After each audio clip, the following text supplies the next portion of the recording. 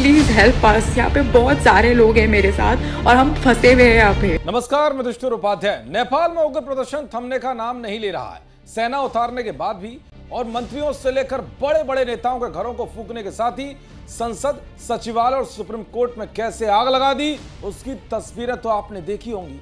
लेकिन अब जो खबर सामने आई है उसने भारत को हाईलाइट मोड में ला दिया है, क्योंकि अब नेपाल से जो वीडियो सामने आ रहे हैं उसने साफ कर दिया है नेपाल में फंसे भारतीय कैसे भारत सरकार से मदद की गुहार लगा रहे हैं, वो भी आपको दिखाऊंगा। साथ ही बताऊंगा कि नेपाल में जो कुछ अब नया बवाल शुरू हुआ है वो कैसे चीन और पाकिस्तान की साजिश की ओर इशारा कर रहा है, जिससे सवाल उठ रहा है कि क्या जेन-ज़ी के इस आंदोलन को अब धीरे धीरे हिंदू विरोधी और भारत विरोधी ताकतों ने हाईजैक कर लिया है।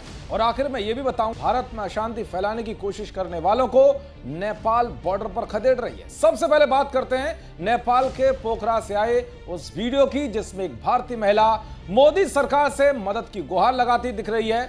महिला ने दावा किया है कि प्रदर्शनकारियों ने उस होटल में आग लगा दी जहां वो ठहरी हुई थी और उसने किसी तरह से अपनी जान बचाई। मेरा नाम उपासना गिल है और मैं ये वीडियो प्रफुल्ल गर्ग को भेज रही हूँ। मैं इंडियन एम्बेसी से रिक्वेस्ट करती हूँ कि वो प्लीज़ हमारी हेल्प करे। जितने लोग हमारी हेल्प कर सकते हैं प्लीज़ हेल्प करें। मैं यहाँ पोखरा नेपाल में फंसी हुई हूँ। मैं यहाँ पे एक वॉलीबॉल लीग होस्ट करने आई थी और अभी फिलहाल हमारा जो होटल है जहाँ पे मैं रुकी थी वो जला दिया गया है। मेरा सारा लगेज, मेरा सारा सामान मेरे रूम में था और वो होटल को पूरा जला दिया। बिहार, बंगाल, मैं स्पा में थी और वहाँ पर पीछे मेरे लोग भाग रहे थे बहुत बड़े डंडे लेके, और मैं जैसे जैसे अपनी जान बचा के बस वहाँ से बाहर निकली हूँ। हाथ जोड़ के रिक्वेस्ट आप सबसे, प्लीज हेल्प अस। यहाँ पे बहुत सारे लोग हैं मेरे साथ और हम फंसे हुए हैं यहाँ पे। अब आप समझ सकते हैं कि कैसे नेपाल में भारतीयों की सुरक्षा खतरे में आ गई है। खासकर भारत के लिए ये चिंता की बात है, क्योंकि अब तक तो इस प्रदर्शन की आग सिर्फ नेपाल की सरकार के खिलाफ भड़कती दिखाई दे रही थी, लेकिन अब ये धीरे धीरे नेपाल में रह रहे भारतीय और बॉर्डर तक पहुंच गई है। एक दिन पहले ही नेपाल से आए आंदोलनकारी आगजनी करते हुए बिहार के गलगलिया सीमा क्षेत्र तक पहुंच गए थे, जिन्हें हमारे एसएसबी जवानों ने खदेड़ दिया था। तो वहीं सैकड़ों खूंखार अपराधी नेपाल की जेल तोड़कर भाग रहे हैं। ऐसे ही 4 कैदियों को आज एसएसबी की टीम ने भारत नेपाल बॉर्डर से गिरफ्तार किया है।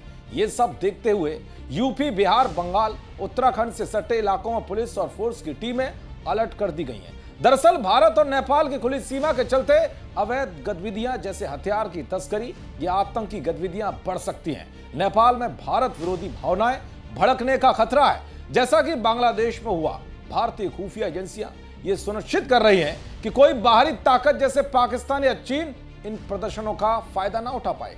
भारत में कुछ विपक्षी दल, छात्र संगठन और सिविल सोसाइटी समूह नेपाल की घटनाओं से प्रेरित हो सकते हैं। खुफिया एजेंसियां इन समूहों पर भी नजर